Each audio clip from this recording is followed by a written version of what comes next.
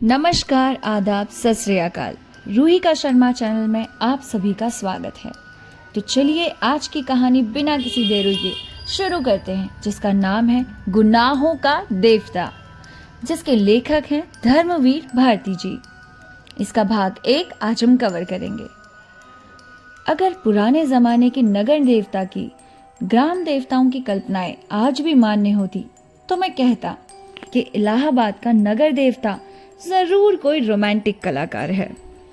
ऐसा लगता है कि हम शहर की बनावट, गठन, जिंदगी और रहन सहन में कोई बंधे बंधाए नियम की नहीं, कोई कसाव नहीं, हर जगह एक स्वच्छंद खुलाव, एक बिखरी हुई सी अनियमितता, इन सब को बनाए हुए हैं। बनारस की गलियों में भी पतली गलियां और लखनऊ की सड़कों में चौड़ी सड़कें, यॉर्कशायर और ब्राइटन के उपनगरों का मुकाबला करने वाले सिविल लाइंस और दलदलों की गंदगी को मात करने वाले मोहल्ले। मौसम में भी कोई सम नहीं, कोई संतुलन नहीं। सुबह मलयजी, दोपहरे अंगारी और शामें रेशमी। धरती ऐसी की परती की भी कमी नहीं। सहारा के रेगिस्तान की तरह बालू भी मिले, मालवा की तरह हरे भरे खेत भी मिले और ऊसर की परती की कमी भी नहीं। सचमुच लगता है प्रयाग का नगर देवता स्वर्ग कुंजों से निर्वासित कोई मनमौजी कलाकार है, जिसके सृजन में हर रंग के डोरे हैं। और चाहे जो हो, मगर इधर क्वार, कार्तिक और उधर वसंत के बाद और होली के बीच में मौसम से इलाहाबाद का वातावरण नेटरशियम और पैंची के फूलों से भी ज्यादा खूबसूरत और आम के बौरों की खुशबू से भी ज्यादा महकदार होता है। सिविल लाइंस हो या अल्फ्रेड पार्क, गंगा तट हो या खुरूस बाग, लगता है हवा का नटखट जोशीजा की तरह कलियों के आंचल और लहरों के मिजाज से छेड़खानी करती चलती है। अगर आप सर्दी से नहीं डरते तो आप जरा एक ओवरकोट डालकर सुबह सुबह घूमने निकल जाएं। इन खुली हुई जगहों में फिजा इठलाकर आपको अपने जादू में बांध लेगी। खास तौर से पांव फटने के पहले तो आप एक बिल्कुल नई अनुभूति होगी। वसंत के नए नए मौसमी फूलों के रंग में मुकाबला करने वाली हल्की सुनहरी बाल सूर्य की अंगुलियां सुबह की राजकुमारी के गुलाबी वक्ष में बिखरे हुए भुराले गैसवों को धीरे धीरे हटाती जाती है और क्षितिज पर सुनहली तरुणाई बिखरी पड़ी मिलती है। एक ऐसी ही खुशनुमा सुबह थी जिसकी कहानी मैं कहने जा रहा हूं। वह सुबह से भी ज्यादा मासूम युवक प्रभाती गाकर फूलों को जगाने वाले देवदूत की तरह अल्फ्रेड पार्क के लॉन पर फूलों की सरजमी के किनारे किनारे घूम रहा था। कत्थई स्वीट अपी के रंग का परमीने का लंबा कोट, जिसका एक कॉलर उठा हुआ था और दूसरे कॉलर में सरों की एक पत्ती बटन होल लगी हुई थी। सफेद मक्खन जीन की पतली पैंट और पैरों में सफेद जरी की पेशावरी, सैंडिले भरा हुआ गोरा चेहरा और ऊंचे चमकते हुए माथे पर झूलती हुई एक रूखी भूरी लट। वाह! चलते चलते उसने एक रंग बिरंगा गुच्छा इकट्ठा कर लिया और रह रहकर वो उसे सूंघ लेता था। पूरब के आसमान की गुलाबी पंखुड़ियां बिखरने लगी और सुनहरे पराग की एक बौछार सुबह के ताजे फूलों पर बिछ रही थी। अरे, सुबह हो गई, उसने चौंक कर कहा और पास की एक बेंच पर बैठ गया। सामने से एक माली आ रहा था। क्यों जी, लाइब्रेरी खुल गई? अभी नहीं बाबूजी, उसने जवाब दिया। फिर वह संतोष से बैठ गया और फूलों की पंखुड़ियां नोचकर नीचे फेंकने लगा। जमीन पर बिछाने वाली सोने की चादर परतों पर परतें बिछाती जा रही थी और पेड़ों की शाखाओं का रंग गहराने लगा था।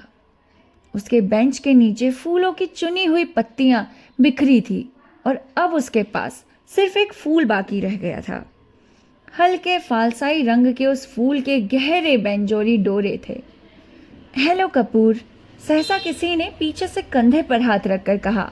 यहाँ क्या छक मार रही हो सुबह सुबह? उसने पीछे मुड़कर देखा। आओ ठाकुर साहब, आओ बैठो यार, लाइब्रेरी खुलने का इंतजार कर रहा हूँ। क्यों, यूनिवर्सिटी लाइब्रेरी चाट डाली? अब इसे शरीफ लोगों के लिए छोड़ दो।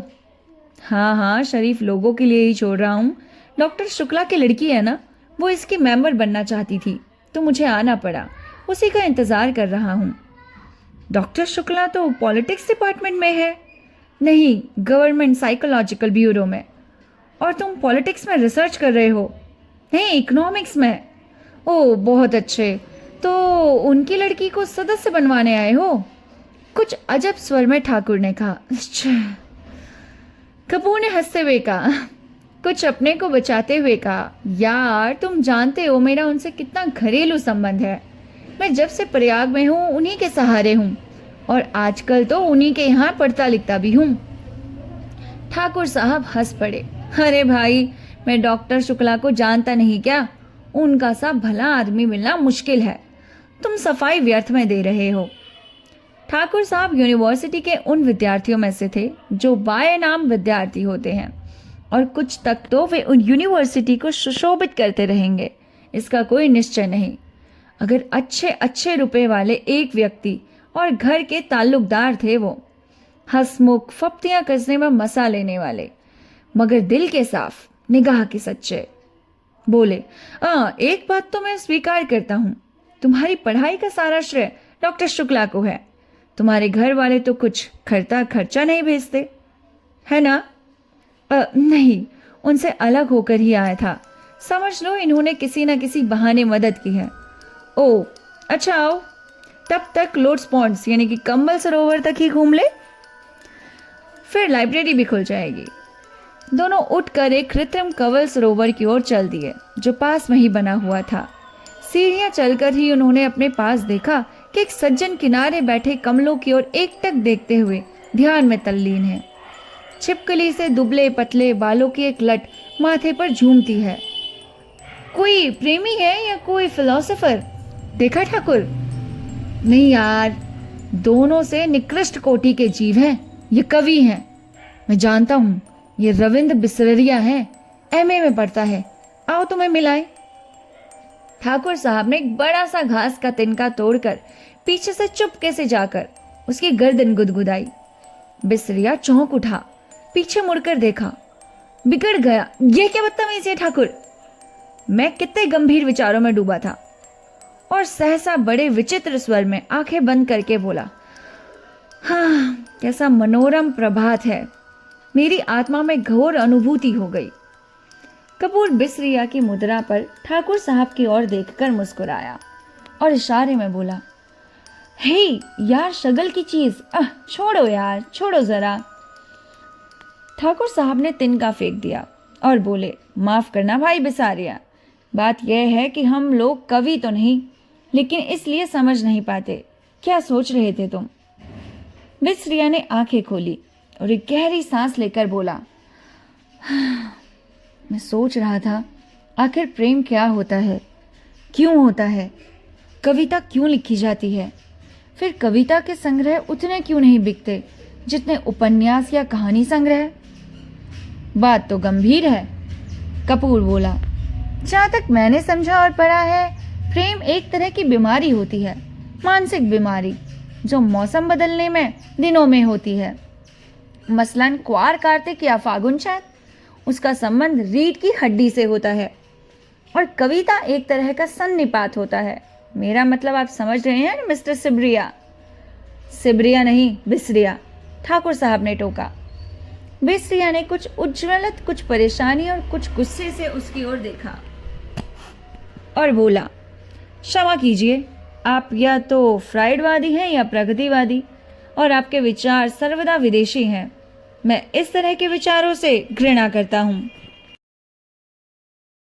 इस कहानी के कई भाग होंगे। उन भागों को अगर आप सुनना चाहते हैं तो आप कमेंट करके बताइए, तभी हम उन भागों को अपलोड करेंगे। वरना ये कहानी इतनी ज़्यादा बड़ी है कि इस रस में मैं तो डूब ही जाऊंगी, लेकिन अगर आप लोग ना डूबे तो क्या ही फ़ायदा। तो जल्दी से मुझे कमेंट करके बताइए कि आपको ये कहानी कैसी लगी और आप इसे आगे सुनना चाहते हैं या नहीं, या जानना चाहते हैं या नहीं कि प्रेम के बारे में उन्होंने क्या कहा। तो जल्दी से कमेंट करिए। मिलते हैं आपसे नेक्स्ट स्टोरी के साथ या फिर इसी के दूसरे पार्ट के साथ। तब तक के लिए नमस्कार।